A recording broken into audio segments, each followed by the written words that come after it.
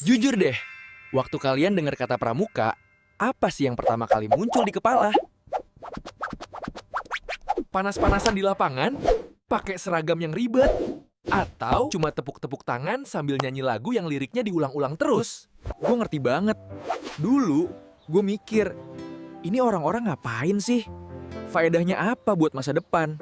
Emang nanti pas kerja kita disuruh tepuk pramuka di depan HRD, kelihatannya kayak kegiatan masa lalu yang dipaksa bertahan di zaman AI dan kripto ini kan? Kuno, nggak relevan. Tapi gimana kalau ternyata kita selama ini salah paham? Gimana kalau di balik tepuk tangan itu, ada cheat code buat survival di dunia karier yang nggak diajarin di sekolah? Ini yang banyak orang nggak tahu, dan hari ini gue mau ngajak kalian buat bedah ini bareng-bareng. Nama saya Pandu, dan jujur aja, saya sering banget mikirin soal relevansi skill lapangan di dunia modern. Kalau kamu merasa pramuka itu kuno atau buang waktu, pastikan tekan tombol subscribe karena kita akan belajar bareng. Di channel ini, saya bukan guru, apalagi pembina yang bakal marahin kalian kalau salah pasang atribut. Enggak, saya cuma teman diskusi kalian yang kebetulan nemuin fakta menarik yang sayang kalau disimpan sendiri. Jadi, ayo kita buka pikiran sebentar aja. Oke, kita mulai dari mitos terbesar. Pramuka isinya cuma main-main. Dulu saya pikir sandi morse atau tali temali itu cuma gaya-gayaan. Kita punya WhatsApp, ngapain kirim pesan pakai bendera? Kita punya zipper dan lem super, ngapain belajar simpul mati? Tapi, pernah nonton Karate Kid? Adegan muridnya disuruh lepas pasang jaket berjam-jam. Dia rasa gak guna, tapi ternyata itu dasar pertahanan diri yang mematikan. Pramuka mirip banget konsep itu. Saat belajar simpul, kamu belajar logika and algoritma. Langkah A harus ketemu langkah B. Kalau salah satu langkah, simpul lepas. Sama persis kayak coding. Satu sinteks salah, program error. Jadi, ini bukan soal talinya, tapi melatih otak berpikir terstruktur dan problem solving. Sekarang soal karier. Percaya nggak? Memimpin regu pramuka itu tekanannya mirip banget sama mimpin tim startup. Bayangin, kamu punya tim 8-10 orang, karakter beda-beda. Ada yang rajin, ada yang males, ada yang baperan. Sumber daya terbatas, beras segelas, air sebotol. Alat seadanya, dan deadline ketat, bangun tenda sebelum hujan. Itu chaos banget kan? Kamu harus ambil keputusan cepat.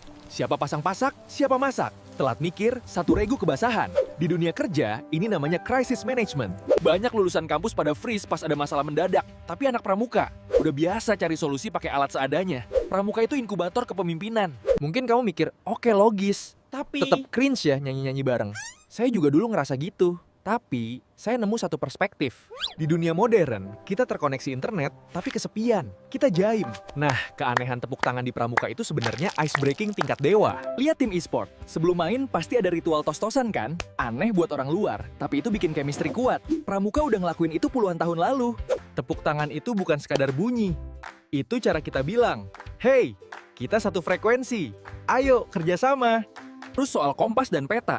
Banyak yang bilang, kan ada Google Maps. Bener, tapi kalau baterai habis, atau satelit down, navigasi darat melatih kita berorientasi. Tahu posisi sekarang, tujuan, dan rute paling masuk akal. Filosofinya dalam. Banyak orang hidup jalan aja dulu, tanpa kompas dan peta. Akhirnya muter jauh dan capek. Anak pramuka diajarin, baru jalan. Ini strategic planning. Orang yang punya skill ini lebih tenang menghadapi ketidakpastian hidup, karena dia tahu jalan pulang.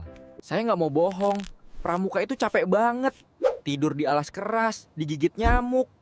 Kenapa ada yang mau nyiksa diri? Karena comfort zone is a beautiful place, but nothing grows there. Dunia kerja nggak selamanya ber-AC.